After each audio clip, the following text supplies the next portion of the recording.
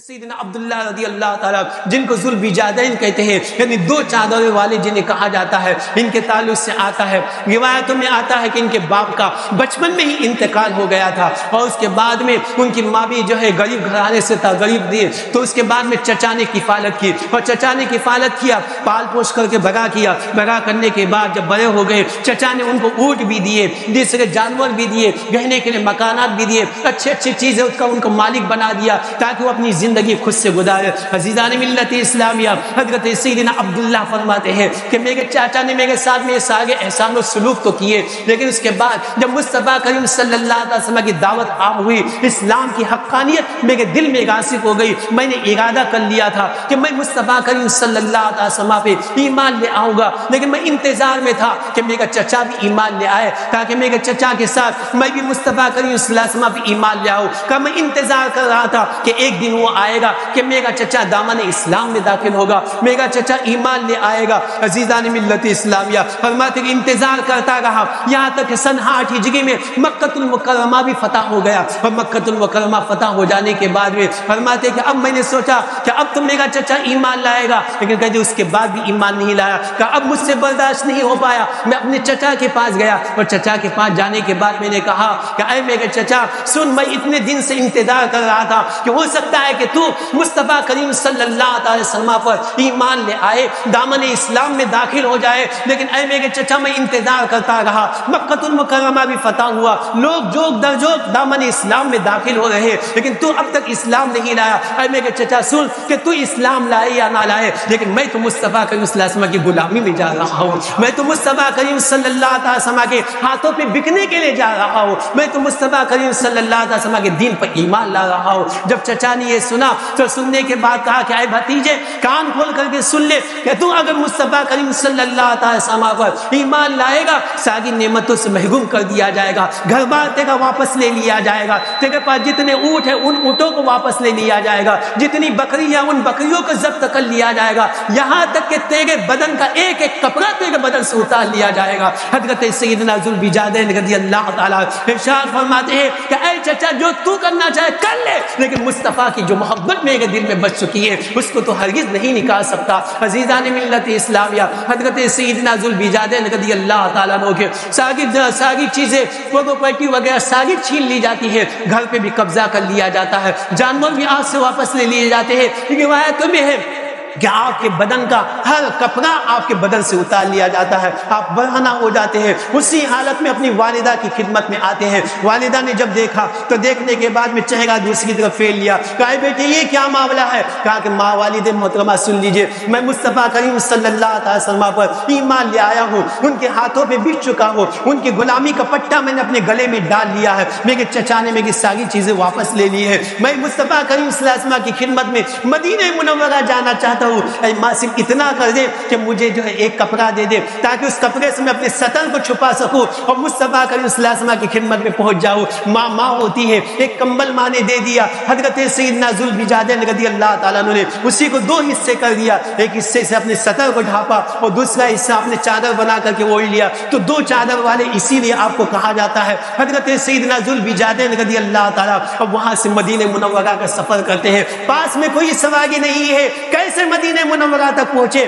میرے عزیز یہ عشق و محبت کی بات ہوتی ہے، جب بندے کے دل میں عشق سما جاتا ہے تو یہ نہیں دیکھتا کہ راستے کی کٹھنائی کیا ہوگی، وہ یہ نہیں دیکھتا کہ کن تکلیفوں سے گزرنا ہوگا، وہ یہ نہیں دیکھتا کہ کن مسائل سے گزرنا ہوگا، وہ تو یہ دیکھ رہا ہے کہ مصطفیٰ کی عقیدت میں ڈوب چکا ہوں، تو جب تک مصطفیٰ کا چہرہ نہیں دیکھ لوں گا میرے دل کی پیاس نہیں بھولے گی۔ عزیزان ملت اسلامیہ، آقا کریم صلی اللہ علیہ وسلم کی محبت میں ڈوب کر کے حضرت ذوالبجادین رضی اللہ تعالیٰ وہاں سے سفر کرتے ہیں، سفر کرتے کرتے مدینہ منورہ پہنچ گئے ہیں، رات کا وقت ہے، مسجد نبوی کے قریب میں بیٹھ جاتے ہیں، جب صبح کا وقت ہونے لگتا ہے مصطفیٰ کریم صلی اللہ علیہ وسلم تشریف لاتے ہیں، آقا کریم صلی اللہ تعالیٰ علیہ وسلم کی جب نظر پڑتی ہے پوچھا کہ کون؟ اس وقت ان کا نام عبد العزیٰ تھا، تو انہوں نے کہا کہ یا رسول اللہ صلی اللہ علیہ وسلم نام تو میرا عبد العزیٰ ہے، میں آپ کے ہاتھوں پہ بکنے کے لیے آیا ہوں، آپ کی غلامی کا پٹا اپنے گلے میں ڈالنے کے لیے آیا ہوں، یا رسول اللہ صلی اللہ علیہ وسلم مجھے اپنی غلامی میں قبول فرما لیجئے۔ مصطفیٰ کریم صلی اللہ علیہ وسلم نے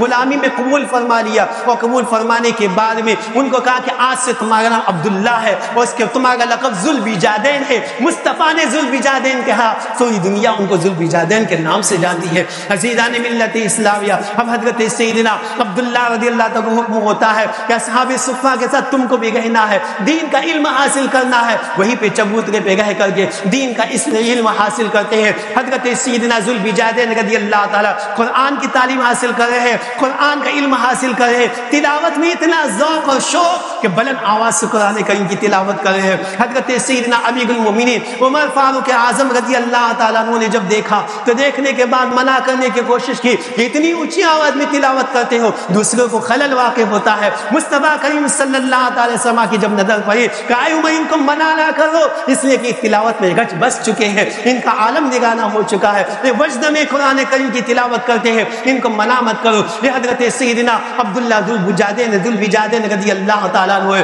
عزیزان ملت اسلامیہ، خبر ملتی ہے کہ قیصر روم ایک بڑا لشکر لے کر کے تبوک کی سرزمین پہ آ رہا ہے، مسلمانوں کا نام و مٹانے کے لیے، نام و نشان مٹانے کے لیے آ رہا ہے، مدینہ منورہ کی آبادی کو تخت و تاراج کرنے کے لیے آ رہا ہے۔ عزیزان ملت اسلامیہ، مصطفیٰ کریم صلی اللہ علیہ وسلم اپنے صحابہ کرام کی دعا اللہ تعالی مجمعین کے ساتھ میں تبوک کی سرزمین کی طرف روانہ ہونے کے لیے جا رہے ہیں۔ حضرت سیدنا عبداللہ ذوالبجادین رضی اللہ تعالیٰ کو جب خبر ملتی ہے، مصطفیٰ کریم صلی اللہ علیہ وسلم کی خدمت میں حاضر ہوتے ہیں، عرض کرتے ہیں یا رسول اللہ صلی اللہ علیہ وسلم، اللہ سے دعا فرمائیے کہ اللہ تعالیٰ اس جنگ میں مجھے مقام شہادت عطا فرمائے، اس جنگ میں مجھے شہادت عطا فرمائے۔ میرا دی شہادت کی تمنا صحابہ کرام کی دعا اللہ تعالی مجمعین کو کتنی ہوتی تھی، وہ جانتے تھے کہ مقام شہادت بہت عظیم مقام ہے۔ کہا یا رسول اللہ صلی اللہ علیہ وسلم دعا فرما دیجئے کہ اللہ تبارک و تعالی مجھے مقام شہادت عطا فرمائے۔ مصطفیٰ کریم صلی اللہ علیہ وسلم نے ان سے کہا کہ اے عبداللہ جاؤ، کھجور کے جا کر کے درخت کی چھال لے کر کے آؤ۔ حضرت سیدنا عبداللہ رضی اللہ عنہ جاتے ہیں، درخت کی چھال لے کر کے آتے ہیں، آقا کریم صلی اللہ علیہ وسلم نے وہ چھال لے کر کے ان کے بازو پہ باندھی، اور بازو پہ باندھنے کے بعد میں یہ دعا فرمائی، ارشاد فرمایا کہ اے اللہ میں ان پر کافروں کا خون ان پہ حرام قرار دیتا ہوں، کافروں پر ان کا خون کافروں پہ حرام قرار دیتا ہوں۔ جب حضرت عبداللہ ذوالبجادین رضی اللہ تعالیٰ نے یہ سنا تو کہا یا رسول اللہ یہ کیا بات ہے، میں تو چاہتا ہوں کہ شہادت مجھے میسر آ جائے، وہ آپ یہ دعا کر رہے ہیں جس دعا سے تو یہ لگتا ہے کہ مقام شہادت مجھے میسر نہیں آ سکے گا۔ آقا کریم صلی اللہ علیہ وسلم نے ارشاد فرمایا کہ جب تم خدا کی راہ میں لڑنے کے لیے نکلو گے اور لڑنے کے لیے نکلنے کی صورت میں اگر تمہیں بخار آ جائے اور بخار کی حالت میں بھی تمہارا انتقال ہو جائے، اللہ تمہیں مقام شہادت عطا فرمائے گا۔ عزیزان ملت اسلامیہ، تاریخ اسلام گواہ ہے، صحابہ فرماتے ہیں کہ جب جنگ میں نکلے تو جنگ میں نکلنے کے بعد ہوا یہی کہ مقام تبوک کے پاس جب پہنچے تو پہنچنے کے بعد حضرت سیدنا عبداللہ ذوالبجادین رضی اللہ تعالیٰ کو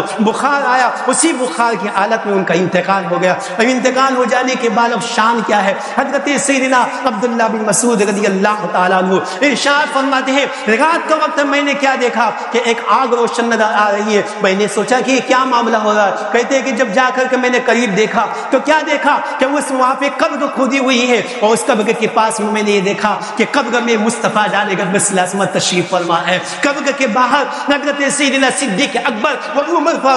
فاروق اعظم رضی اللہ تعالیٰ عنہ تشریف فرما ہے، اور اس کے بعد میں حضرت ذوالبجادین رضی اللہ تعالیٰ عنہ کی لاش مبارک ان دونوں صحابہ کے ہاتھ میں موجود ہے۔ امیر المومنین صدیق اکبر رضی اللہ تعالیٰ، امیر المومنین فاروق اعظم رضی اللہ تعالیٰ ان کے ہاتھ میں ان کی لاش مبارک موجود ہے، اور قبر کے اندر کون تشریف فرما ہے، مصطفیٰ جانے کا صلی اللہ علیہ وسلم تشریف فرما ہے۔ آقا کریم صلی اللہ علیہ وسلم اور حضرت صدیق اکبر اور فاروق اعظم رضی اللہ تعالیٰ عنہ سے کہتے ہیں کہ اپنے بھائی کو ادب و تعظیم کے ساتھ قبر میں اتارو، ادب و تعظیم کے ساتھ قبر میں اتارو۔ ان کے جسم مبارک کو آقا کریم صلی اللہ علیہ وسلم اپنے ہاتھوں سے لے کر کے آپ قبر میں سلاتے ہیں۔ اس کے بعد عرض کرتے ہیں کہ اے رب تبارک و تعالیٰ یہ صبح و شام میرے ساتھ رہا ہے تو ان کی شہادت کو قبول فرما، ان سے راضی ہو جا۔ اس کے بعد آقا کریم صلی اللہ علیہ وسلم نے اپنے ہاتھوں سے ان کی قبر میں کچی اینٹوں کو لگایا، اور لگانے کے بعد ان کی قبروں کو ڈھاکا گیا۔ جب صحابہ نے منظر دیکھا حضرت عبداللہ بن مسعود رضی اللہ فرماتے ہیں کہ جب میں نے یہ دیکھا تو تمنا کرنے لگا کہ ان کی جگہ پہ کاش کہ میں ہوتا اور مصطفیٰ اپنے ہاتھوں سے مجھے اپنے قبر میں اس قبر میں سلاتے۔ عزیزان ملت اسلامیہ، صحابہ کرام کی دعا اللہ تعالی مجمعین کی زندگی ہے